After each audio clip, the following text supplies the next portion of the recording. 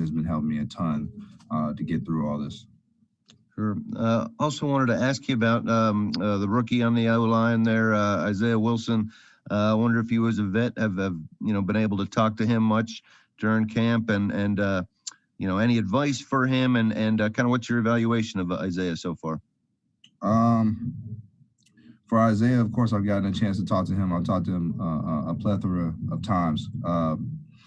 For me, the first thing I was telling him is like, hey, listen, you're at a disadvantage. Not being able to have OTAs, not being able to have preseason games to test your craft, which is going to be difficult for a lot of rookies and a lot of kids that are on the bubble as far as the roster is concerned.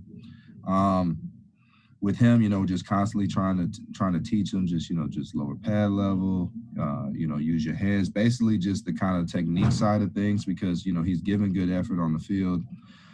We see him making strides in different areas. And for us, it's always just about daily improvement. So, we're kind of just trying to push him into the right direction. And we just want to see him, continue to compete. I think it's too early to really give a scouting report on Isaiah. But for right now, based on just his size, his athleticism, we definitely see a great potential in him. Luke? Hey, Rodger, thank you for doing this. Your last 2 years when you were with the Rams got off to really fast starts in 2018, 2017. Last year, the Titans sort of got off to a slow start before you all really got going. Based on your experience, what does it take to get off to a fast start and start the season on a roll? Basically, it just comes down to just knowing the plan, having great chemistry as far as, just being an offensive lineman. And then it's just confidence. Confidence is going to really carry you through. We know that without OTAs and preseason games, that there's going to be a little bit of rust out there at the beginning of this. So it's really going to come down to just how hard we play, because sometimes effort can outwork, the wrong step or a misplaced of hands. So we just really want to make sure that we come off the ball and just make sure that everybody gives 100% effort so that we can work through some of that rust that we'll have in the first games. When you get off to a fast start like you did those last 2 years in LA, how does that sort of propel you into the rest of the season as you work to winning the division and ultimately winning playoff games? Well, it helps out a ton. Because if you think about it, and you think about if you lose your first game, you're always like, okay, I need to go back to the drawing board. What do we need to do? What do we need to correct? When you start winning, you're like, all right, let me think critical of myself, but let's continue to build. Through that, you continue to build confidence. Guys have confidence in the team. And then when you get in those tough situations in the game where you don't know if you're going to be able to come out with the win or not, there's just a belief that kind of grows, and then you're able to overcome a lot of different situations at the end of the game. And we've seen that last year a few different times of just being down and having to fight back and claw our way back into games, being able to win games where we were down by a couple scores. All that is just going to continue to raise the confidence and belief of the team. So I think that if we do get off to a fast start, that is going to be very helpful for us for the rest of the season. It's going to take a lot of pressure off. But at the end of the day, we just need to play every game as if it's just that game for the week. Don't look ahead. Don't look at the next opponent. Don't look at the weather for the next game. Nothing. Just kind of just focus on what's going on right in front of us. Jim? Rodger, I'm sorry about your father. Hoping you can maybe tell us a little bit about him and what kind of influence he had on you as a dad and maybe on your playing career as well. Yeah. So my dad played football. We, like I said, we had a football home. I used to watch high school, college, professional football games at a very young age. I decided I wanted to play football when I was 9. My dad helped me figure out kind of what I wanted to do. He kind of helped me pick my position because I was a skinnier kid with, that had a little bit of athleticism and just loved to go out and play all day. So he looked at my size and he was just like, hey, you're going to be an offensive lineman. I was like, okay, cool. I'm down with that. He kind of taught me how to play the position before I started getting a little bit older. I used to train every single day. I used to run around my block. It was about a mile long, so I used to run a mile every day, do push-ups and sit-ups. Like I was just always focused for that ultimate goal. And with him, he was just great. He was always there, very, very supportive. Would take me to my school and I would run bleachers and I would do extra lifts with my strength coaches. We would go play a football game on Friday night in high school, and then I'd go watch the Ohio State football game at a restaurant with them every Saturday, just to constantly continue to work on my game and see what's working and what's not working with other athletes. No difference from when I got into college. Used to have him and John. They used to send me tapes on professional athletes while I was in college, and just constantly working on my craft. So I mean, he was a huge support system for me. I talked to him before every single game. Talked to him after every game, and even in high school when I used to come off on the drive, he would give me a thumbs up or a thumbs down to see how well I did on a given drive. Thankfully, it was always a thumbs up, but he basically taught me about the values of having good character and leadership role and all those good things. And then to match that with just being in love with hard work and the grind. And that's carried me through this entire time. So I've been playing for over 20 years now. And he was a big part of that. Hey, I know you say you talked to me. Have you thought about maybe what it's going to be like and maybe the prayers you'll say before the game in Denver where you want me to speak to him before you get out there for the first time and forever? I did think about that, and then somebody very close to me kind of talked to me, and I'm still going to talk to him. One of my rituals is going to be, just praying.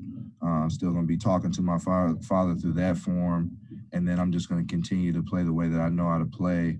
Of course, this has raised a lot of motivation for me, and just wanting to get out and just do what I can for myself and for my family. So, motivation is not going to be a problem for me this year. And I just think that just taking all of that and putting it in the right direction and being productive for this team is what's going to be best for me, for my team, and for my family. Thank you. I've still got a number of people that want to ask questions. If you could keep it to one so I can get to everybody in our time. Teresa?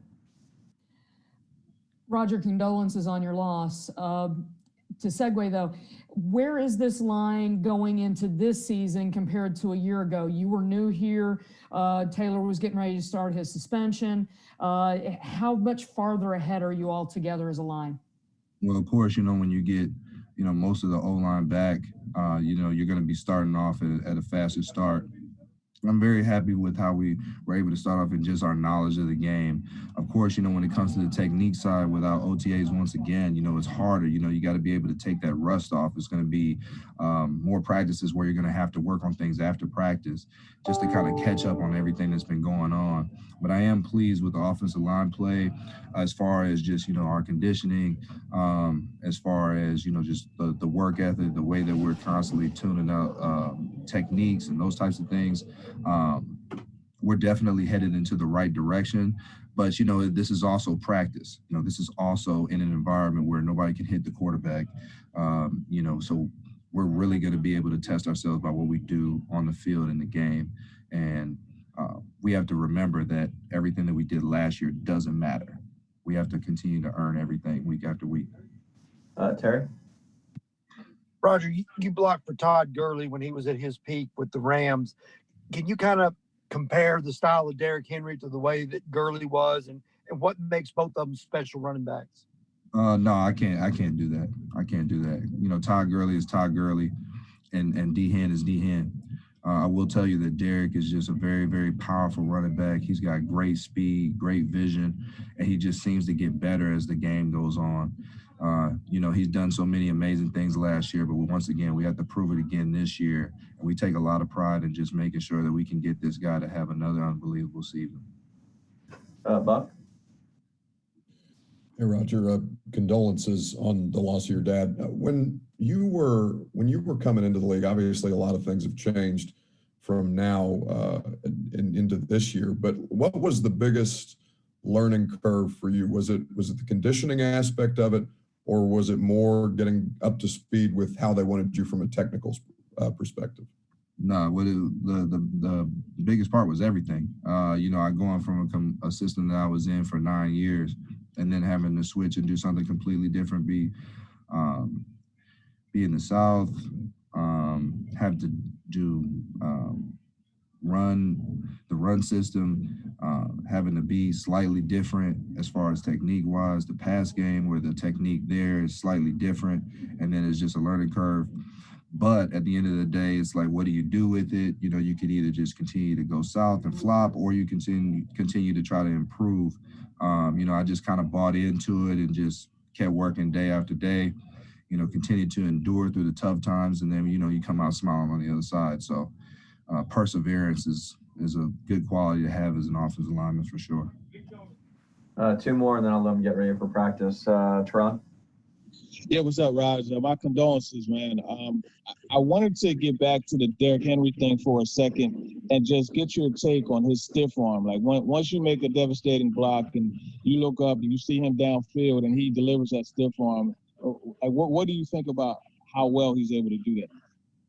I mean, hey, his stiff arm, I mean, it works. I mean, we've seen it time and time again. You know, he's really got long arms. He's very strong. And, you know, he has great balance. So, of course, you know, you're going to see amazing things come out of that stiff arm. For me, you know, once I see him getting into that second level and I see that stiff arm coming out, usually it's going to end in a score. I mean, the guy is just really good at being able to, you know, keep his eyes to that goal line, and nothing is really going to stop him. I mean, we've seen people pull on his arm.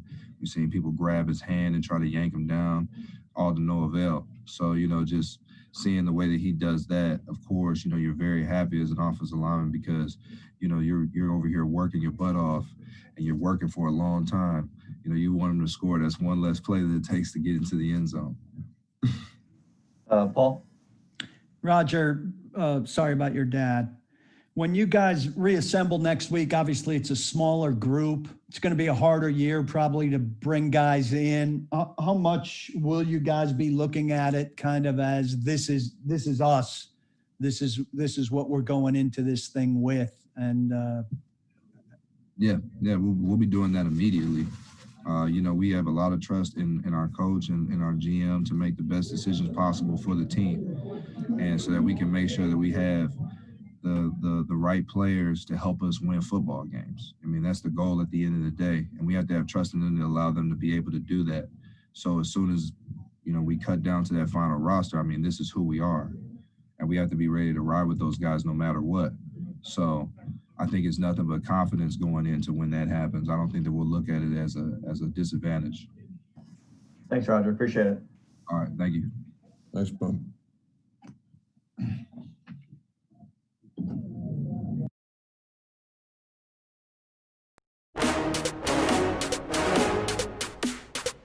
Few days of practice, you know, they try to get us